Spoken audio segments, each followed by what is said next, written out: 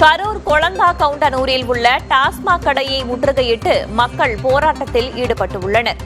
குடியிருப்புக்கு மத்தியில் டாஸ்மாக் கடை இருப்பதாக மக்கள் புகார் தெரிவித்திருக்கின்றனர். கூடுதல் தகவல்களை வழங்குவதற்காக செய்தியாளர் கண்ணன் இணைந்திருக்கிறார். கண்ணன், என்ன நடந்தது? கரூரில் கொளந்தாகவுண்டனூரில் இந்த டாஸ்மாக் கடை 10 ஆண்டுகளுக்கு மேலாக குடியிருப்பு பகுதியிலே அமைந்துள்ளது. இந்த கடையை எடுக்க சொல்லி பல ஆண்டுகளாக பொதுமக்கள் போராடி வருகின்றனர். இந்நிலையே அந்த கடை அருகிலேயே அரசு மருத்துவமனை செல்லும் வழி உள்ளது.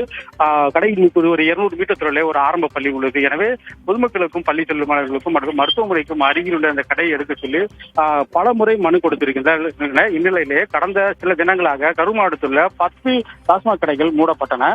அதே நேரத்தில் இந்த கடை மூட வேண்டும் என்ற பொதுமக்கள் கோரிக்கை அளித்தும் இந்த கடை மூடப்படவில்லை. இதையடுத்து இன்று ஒரு 100க்கும் அதிகமான பொதுமக்கள் இந்த கடையை முற்றுகையிட்டனர்.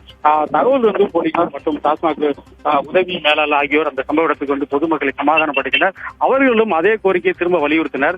கடந்த சில தினக்கு முன்னே இந்த கடையை மூட வலியுறுத்தி முறையாக விண்ணப்பம் அளித்தும் மூடப்படாது ஏன் என அவர்கள் கேள்வி எழுப்பினர். தொடர்ந்து அங்கு வந்து அந்த உதவி மேலாளர் விஜய் என்பவர் இது குறித்து உயர் அதிகாரிகள் தெரிவித்து அந்த கடையை மூடுவதற்கான வழிவகைகளை ஆராய்வதாக கூறினார். இருந்தாலும் பொதுமக்கள் 12 மணி வரை அந்த கடையை திறக்க விட மாட்டோம் என்று கூறி தொடர்ந்து அந்த கடை முன்பே முற்றுகையிட்டுள்ளனர். தகவல்களுக்கு நன்றி கண்ணன்.